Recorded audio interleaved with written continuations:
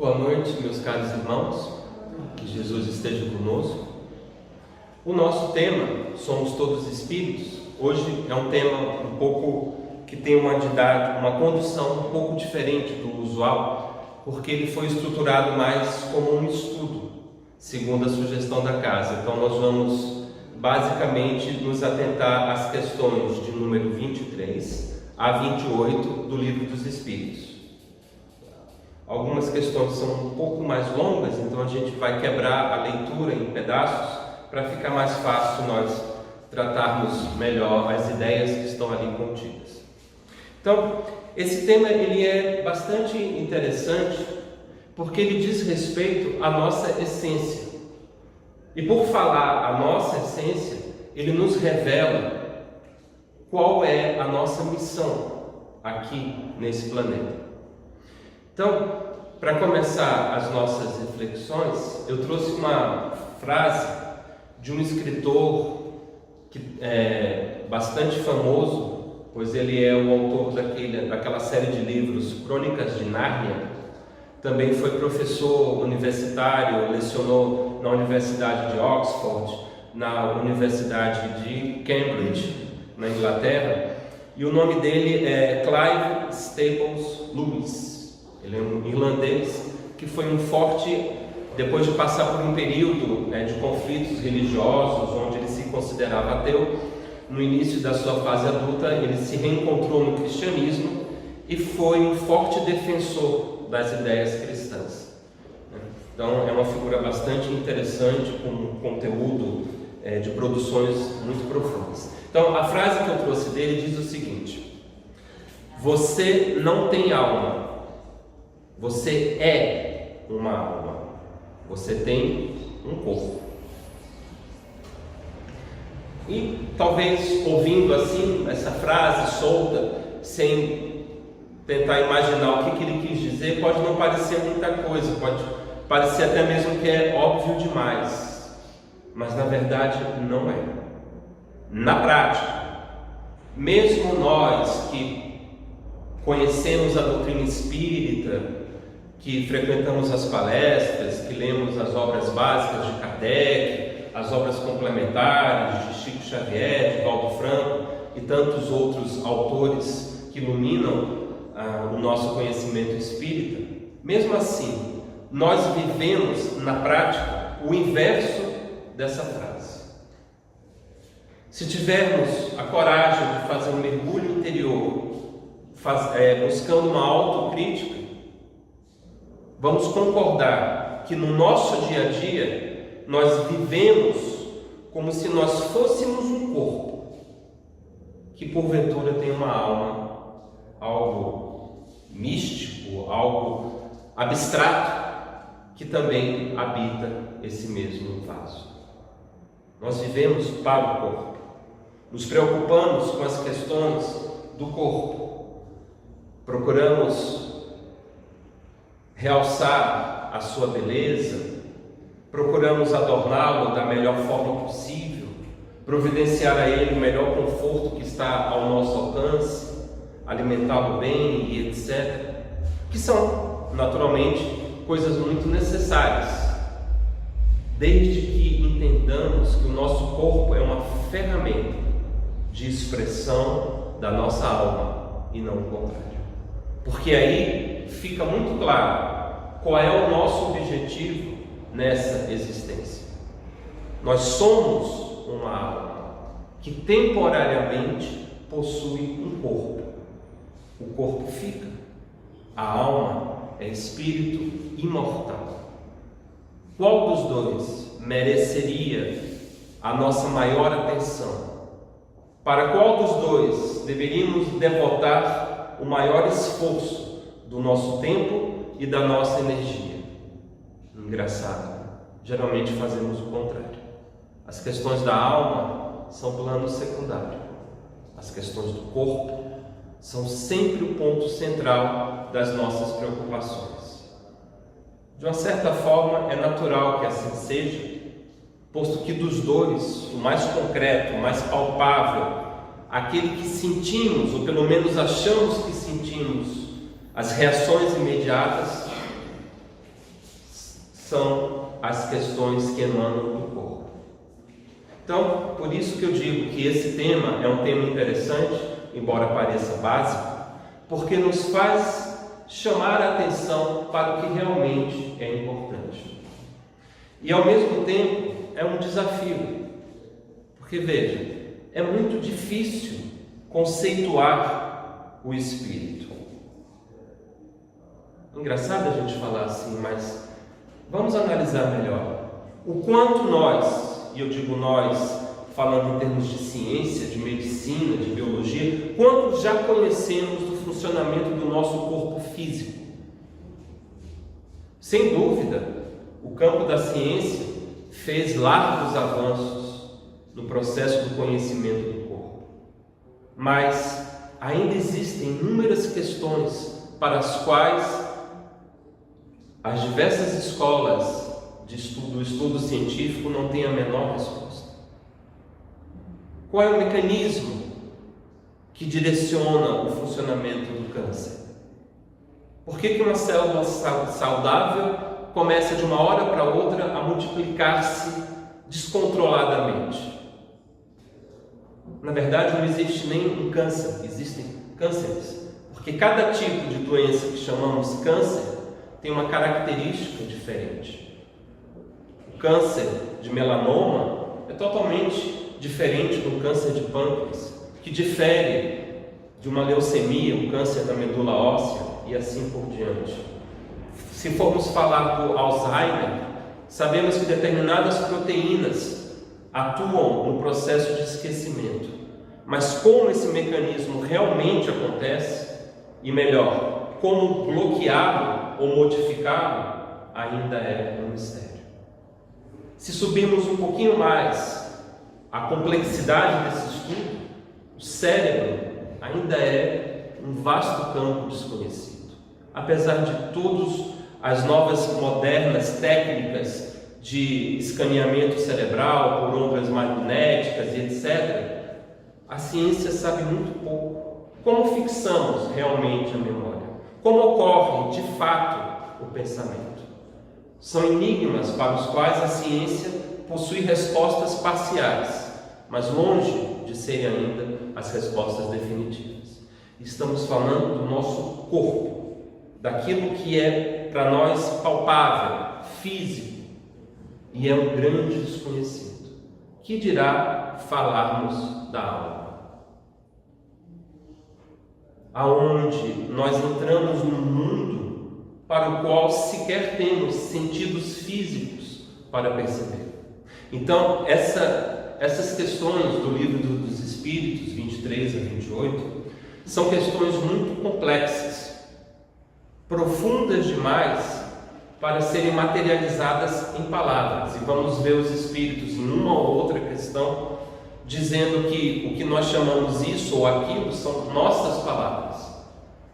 Mas palavras, elas têm o fator limitante de depender de um símbolo, de algo que nós já conhecemos. Imagine, por exemplo, se tivéssemos a oportunidade de ter contato agora com uma tribo da Amazônia que nunca teve contato com um homem civilizado e conseguíssemos um intérprete para nos comunicar, para nos fazermos comunicar, nos fazermos entender.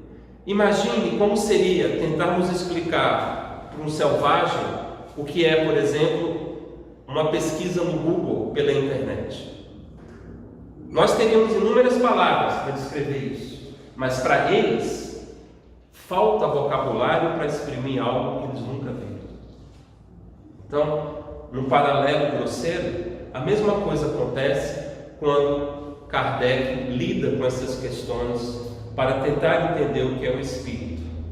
Então, à primeira vista, pode parecer um pouco estranho certas respostas, até porque temos que lembrar que os Espíritos tiveram que se valer da ciência, da terminologia e do conhecimento existentes em 1857, data de lançamento dessa obra.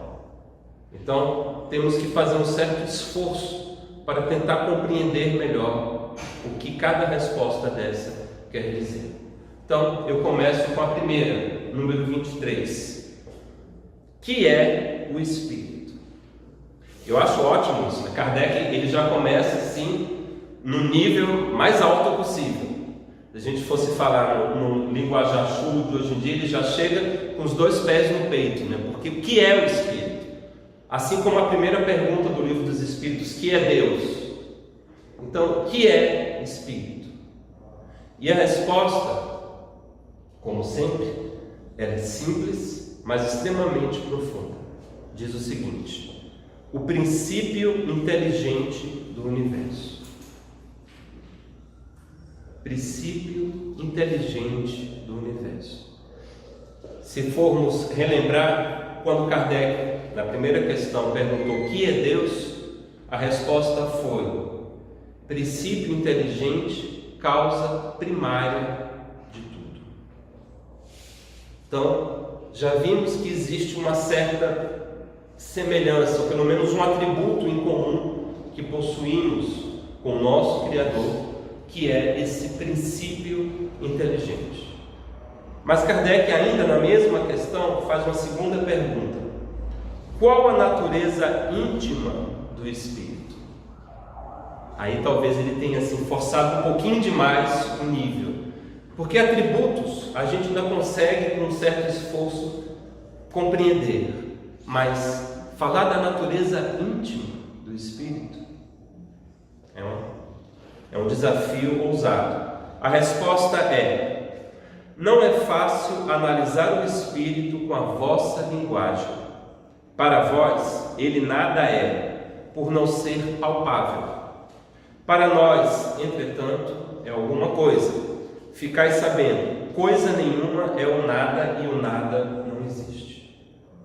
Então o que ele está dizendo é que para nós o Espírito é um nada. Eu não vejo o Espírito, eu não sinto o Espírito. Diferente do que acontece nos filmes de desenho animado da Disney, quando alguém morre, eu não vejo o Espírito se levantar do corpo e ir embora. A não ser para aqueles que são dotados de um tipo de mediunidade específica, chamada clarevidência. Para o restante da humanidade, o Espírito é completamente imperceptível. Diríamos, portanto, que é o nada.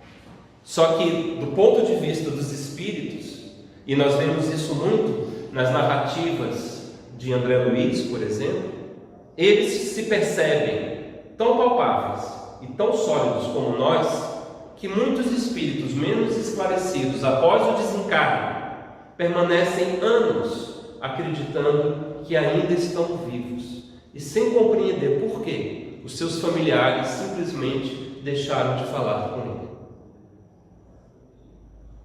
Então, a questão da linguagem, que depende das nossas experiências e do nosso referencial, se encontra falha. Embora quem respondeu essa pergunta teria plena condição de explicar com detalhes a natureza íntima do Espírito, a falha está do nosso lado, por não dispormos de ideias, de concepções que os permitissem ultrapassar a ponte da nossa ignorância e nos esclarecer acerca desse assunto. Seguindo, como ele tinha dito na resposta anterior que o Espírito é o princípio inteligente do universo, Kardec pergunta, na questão 24, é o Espírito sinônimo de inteligência? Então aí é uma questão interessante, Os Espíritos respondem de uma maneira mais didática. Eles falam que a inteligência é um atributo essencial do Espírito. Então colocam como atributo, não como a definição do que é de fato o Espírito. Um e outro, porém, se confundem no princípio comum, de sorte que para vós são a mesma coisa. Então, do nosso ponto de vista, podemos entender que Espírito, ou a inteligência que nos move, são a mesma coisa. Mas, na verdade, para eles, a inteligência seria um dos atributos que define o Espírito, além de outros. Mas, enfim, temos que nos contentar com as nossas possibilidades. Esse capítulo, na verdade, essa seção do capítulo, ela começa um pouco antes, Kardec pergunta se seria dado à humanidade conhecer todos os mistérios. E a resposta basicamente é: enquanto estivermos encarnados, sujeitos às nossas limitações, isso não será possível. Precisamos ainda evoluir muito para conseguirmos ter acesso a ideias que para nós nos fogem completamente. O que, se nós pegarmos como exemplo mais uma vez a nossa existência terrestre, faz muito sentido. Ninguém ensina física quântica para uma criancinha de 3 anos que acabou de ingressar no maternal. Ela vai começar a aprender as formas, depois o desenho das letras, depois as sílabas, os fonemas, começar a ler, e aos poucos, à medida que a sua mente evolui em termos de conexões neurais para ser capaz de processar pensamentos mais complexos, menos abstratos, é que o grau de conhecimento pode ser aumentado. Falar de física quântica para uma criancinha de 3 anos é inviável, até porque ela não possui aparelhamento cerebral para processar ideias tão abstratas. Para quem tem filho pequeno, até mesmo combinar que algo vai ser feito amanhã e não hoje, para uma criancinha de 2 para 3 anos, não funciona. Eles não têm sequer essa noção da passagem do tempo. Pois bem, dadas as devidas proporções, o mesmo acontece conosco. Nos falta bagagem evolutiva para compreendermos muita coisa. O que não quer dizer que não devamos nos esforçar por compreender, porque a própria busca pelo conhecimento é uma forma de ultrapassarmos gradualmente essas limitações. Bom, então vamos para a questão 25. O espírito independe da matéria ou é apenas uma propriedade desta, como as cores o são da luz e o som o é do ar? Então, uma pergunta interessante. Seria então o espírito ligado à matéria de alguma maneira, de forma que fosse um atributo dessa matéria? A resposta é: são distintos uma do outro, mas a união do espírito e da matéria é necessária para intelectualizar a matéria. Aí já é uma questão um pouco mais complexa. Então imagine, se nós pararmos para pensar, o nosso corpo por si só, ele é simplesmente o quê? Matéria. Ele só é capaz, essa matéria só é capaz de se expressar inteligentemente porque existe um espírito por trás de mim, por trás de vocês, avivando, animando, direcionando essa matéria. Na minha opinião, e aí é uma visão pessoal, a ciência nunca irá encontrar a gênese do pensamento no cérebro humano. Porque o cérebro humano não é o gerador da inteligência, da consciência. Esses atributos encontram-se no espírito. O cérebro é como uma espécie de receptor da net. Ele recebe os canais, com a diferença que ele também transmite de volta para o espírito as sensações captadas pelo corpo. Mas ele é basicamente isso: uma grande antena receptora e transmissora de sensações, de pensamentos. Porque pensem, se o nosso cérebro fosse o gerador da consciência, como muitos na ciência ainda acreditam, se ele fosse o produtor da inteligência, o que seria de nós após a nossa morte? Não seríamos capazes de pensar, de raciocinar, de possuir consciência. Se isso tudo acontece, é porque a sede não está no corpo, está no espírito, como nos fala a questão anterior. Então, para que essa matéria se torne inteligente, é necessária a ação do espírito. E é por isso que é fácil confundirmos o efeito pela causa, como a ciência, volta a dizer, ainda confunde no estudo do campo da neurologia. Subpergunta desse item, letra A. Essa união é igualmente necessária para a manifestação do espírito? é necessária a vós outros, porque não tendes organização apta a perceber o espírito sem a matéria. A isto não são apropriados os vossos sentidos. Então, no nosso caso, de encarnados, para que o espírito se manifeste, é necessário o concurso da matéria. É o caso do exemplo dos médiuns. Eles são justamente os intermediários entre uma outra consciência que não aquela do próprio médium e nós outros que não somos dotados de faculdades mais desenvolvidas para essa percepção. E se achamos que isso é uma característica apenas do nosso plano físico, precisamos rever o conceito. Porque nas obras de André Luiz percebemos também que eles não são capazes de perceber espíritos de um nível muito mais elevado do que eles. De forma que em algumas obras, médiuns, engraçado, né? Você é um espírito, mas você também é médium de espíritos ainda mais superiores para que os demais possam perceber.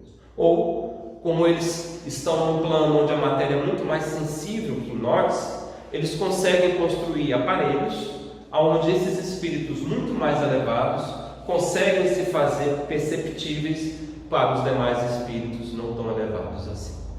Então isso não é só uma dificuldade da nossa expressão corporal, mas sim, principalmente, da nossa condição evolutiva. Vamos andando mais um pouquinho. Questão 27. Essa e a próxima são as maiores questões desse bloco. Então eu vou tentar quebrar um pouquinho para não ficar muito monótono e a gente não se perder na linha de raciocínio dos espíritos. Então, a questão 27. A pergunta é: há então dois elementos gerais do universo, a matéria e o espírito? Então, é uma forma simplista, né? Mas é uma pergunta interessante. A resposta é sim, e acima de tudo Deus, o Criador, o Pai de todas as coisas. Deus, Espírito e matéria constituem o princípio de tudo que existe, a Trindade universal. Mas, ao elemento material, se tem que juntar o fluido universal, que desempenha o papel de intermediário entre o Espírito e a matéria propriamente dita, por demais grosseira, para que o Espírito possa exercer ação sobre ela. Então, ele coloca em termos gerais esses três elementos: Deus, acima de tudo, o Espírito e a matéria. Então, cada um deles são distintos, não são a mesma coisa. E existe um elemento que faz o laço entre tudo isso, que eles chamam, com o linguajar da época, de fluido cósmico universal. Existem, depois da questão 28, existem umas 3 perguntas somente sobre esse fluido cósmico universal, mas basicamente ele é um estado da matéria, só que ele não é tão bruto como a matéria física, mas também não é tão sutil, de modo que não consiga causar algum efeito na matéria física. E no livro A Gênese, também de Kardec, ele se aprofunda mais no estudo desse fluido cósmico universal, que permeia todo o universo e é, por exemplo, o veículo da transmissão do pensamento. Quando nós fazemos uma prece, se eu faço agora em voz alta, o ar é o condutor do meu pensamento. Então eu falo, minhas cordas vocais vibram o ar e as ondas sonoras alcançam os ouvidos de vocês. Talvez até um pouco alto, né? Porque infelizmente eu falo num volume maior. Já quando eu faço uma prece pelo pensamento, aí o condutor da vontade da minha mente não é mais o ar, mas sim o fluido cósmico universal. Com uma diferença: por não ser tão grosseiro como a nossa matéria, ele não sofre as limitações dela. Então, por exemplo, por mais que eu me esforce em falar alto, a minha voz tem um alcance. Talvez lá na recepção ainda seja possível ouvi-la, mas não muito além disso, porque o ar ele apresenta uma resistência à propagação das ondas sonoras. Com o fluido cósmico universal isso não existe. o meu pensamento irradia por todo o universo se nele eu empregar fortemente a ação da minha vontade consciente. Então esse quarto elemento citado aqui, ele é fundamental. Sem ele, o espírito não conseguiria avivar a matéria. E aí talvez alguém possa estar perguntando: e onde fica o perispírito nessa questão? Então, a gente abre um pequeno parênteses para dizer que o perispírito também é matéria, porém não tão grosseira como do corpo físico, mas também não é algo tão sutil como o espírito, colocado aqui como um princípio inteligente. Então ele também é feito do fluido cósmico universal, mas num estágio intermediário da matéria. O espírito consegue impressioná-lo e ele, por sua vez, consegue impressionar o corpo físico. Mas isso é um outro estudo também bastante interessante. Então vamos para a questão A desse item 27. Esse fluido será o que designamos pelo nome de eletricidade? Resposta: dissemos que ele é suscetível de inúmeras combinações. O que chamais fluido elétrico, fluido magnético, são modificações do fluido universal, que não é, propriamente falando, senão matéria mais perfeita, mais sutil e que se pode considerar independente. Então, complementando o que foi dito, esse fluido universal, ele é uma matéria no seu estado perfeito, no seu estado mais sutil, menos perceptível, embora, segundo a Gênese, toda a matéria tem a sua origem em estados de densificação desse fluido. São conceitos para nós não muito fáceis de compreender, porque fogem bastante do que estamos acostumados a perceber no nosso dia a dia. Talvez para quem seja estudioso da física quântica, esse tipo de conceito faça mais sentido, especialmente pelas próprias características dessa ciência, que lida com a incerteza e com a imponderabilidade da própria matéria. E finalmente, na questão 28, nós temos: pois que o espírito é em si alguma coisa, não seria mais exato e menos sujeito à confusão dar aos dois elementos gerais as designações de matéria inerte e matéria inteligente? Então aqui eu acho essa pergunta interessante, até um pouco engraçada, porque fica claro aqui a mente sistemática de Kardec. Para quem não conhece, e aliás está passando o filme de Kardec nos cinemas, eu inclusive saindo daqui vou assistir, não tive oportunidade ainda. Hippolyte Léon Denisard Rivail, muito antes de adotar o pseudônimo de Allan Kardec, foi um grande cientista, digamos, nas proporções do que era na sua época, e um fecundo escritor. Publicou dezenas de obras no campo da matemática, da astronomia, da reforma do ensino da língua francesa e de diversas outras, da contabilidade e de diversos outros campos de conhecimento. Então a mente de Kardec era uma mente sistematizadora. Então para ele o conhecimento tinha que sempre estar sendo estruturado. Foi por isso que ele conseguiu majestosamente, num esforço hercúleo, quase super-humano, codificar, ou seja, sistematizar, dar sentido a um conjunto de ideias aparentemente tão díspares e tão pouco compreensíveis. Se nós, que estamos lendo essa obra, com todo o trabalho que ela já teve, temos um pouco de dificuldade, às vezes até muita dificuldade em compreender, imagine o esforço de estruturar isso e dar uma forma que fizesse sentido. E partindo do nada, porque na época de Kardec não existia nenhum estudo sério do que havia além da vida física. Ele teve que fazer o trabalho árduo, rigoroso, de separar o que era verdade do que era possibilidade e talvez mistificação. Então aqui a gente vê que nessa questão ele está tentando já estruturar, dar uma forma, dar uma roupagem ao que seria espírito, matéria e etc. né? Então ele pergunta se poderíamos chamar os dois de matéria inerte e matéria inteligente. Só que os espíritos, eles são muito diretos para esse tipo de questão. A resposta foi: as palavras pouco nos importam. Compete-vos a vós formular a vossa linguagem de maneira a vos entenderdes. As vossas controvérsias provêm quase sempre de não vos entenderdes acerca dos termos que empregares, por ser incompleta a vossa linguagem para exprimir o que não vos fere os sentidos.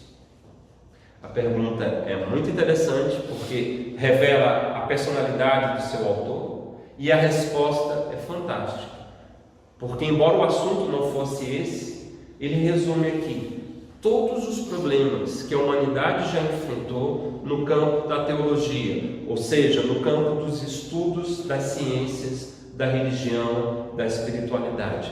Palavras. Quando eu falo amor, cada pessoa que está aqui vai compreender de uma forma, e isso dá origem a controvérsias. Então aqui a resposta é: eu não quero comprar uma determinada ideia. Compete a vocês chegarem no entendimento do que é a palavra correta para exprimir a ideia que tentam expressar. E apesar de todo esse esforço que permeia a obra de Kardec, isso é muito claro, mesmo assim, lamentavelmente, ainda hoje no seio do movimento espírita, essas divergências e controvérsias ainda existem, apesar de todo o esforço do Kardec. Então vejam como que a linguagem é algo, por ser tão subjetivo, um instrumento que devemos nos utilizar com muito cuidado para ficar clara a mensagem que estamos tentando transmitir. Então a resposta basicamente é: não quero entrar nesse campo, se vocês vão chamar de matéria inerte ou matéria inteligente, enfim, isso fica por conta da compreensão. Bom, então essas foram as 5 questões relacionadas a o que é o Espírito. Então vejam, né? Voltando naquela primeira questão, aquela frase que eu trouxe do C.S. Lewis, fica talvez mais claro agora o que ele quis dizer, né? Você não tem alma, você é uma alma, você tem um corpo.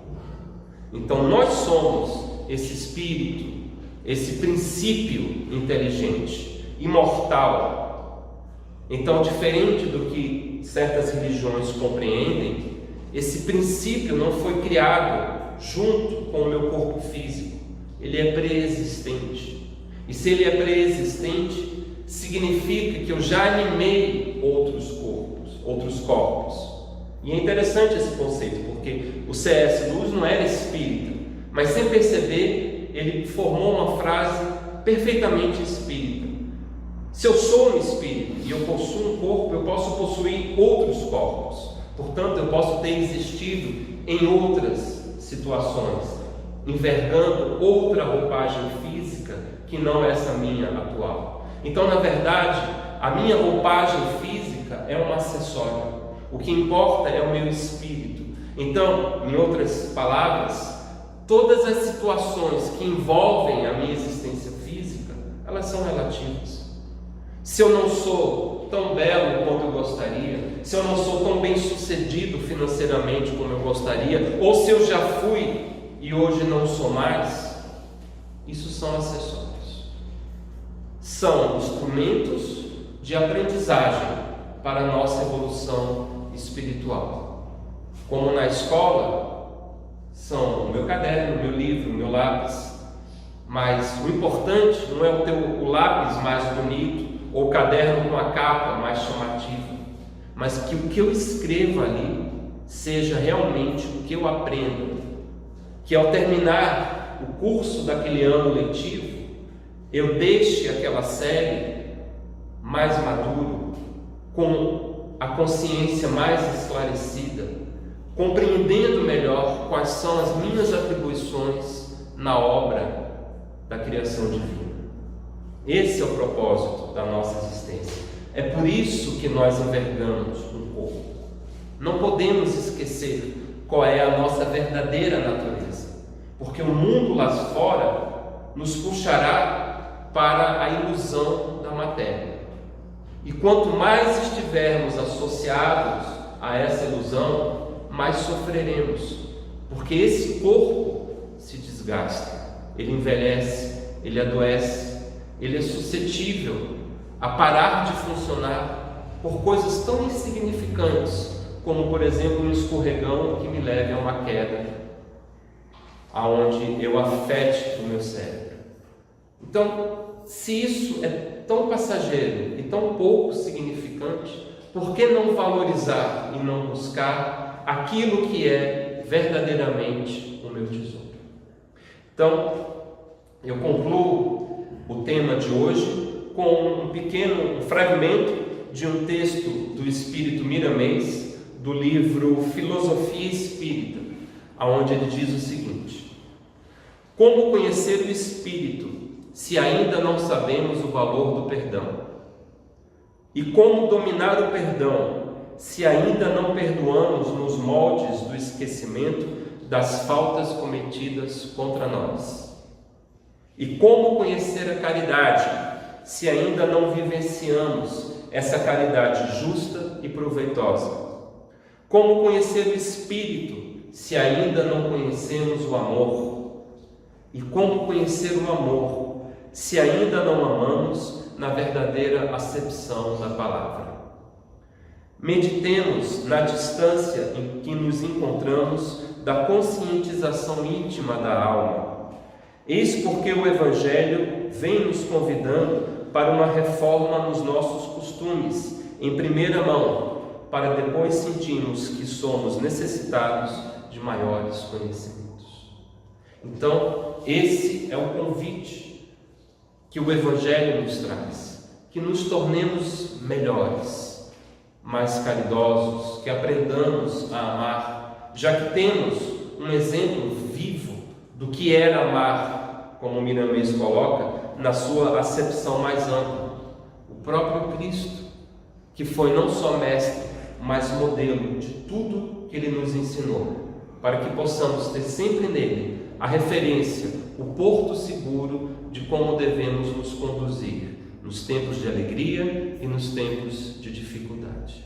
Então rogamos ao Mestre que esteja conosco e que o seu amor, ao tocar os nossos corações, nos inspire nessa busca da autossuperação todos os dias, para que possamos assim nos aproximar passo a passo do nosso Criador.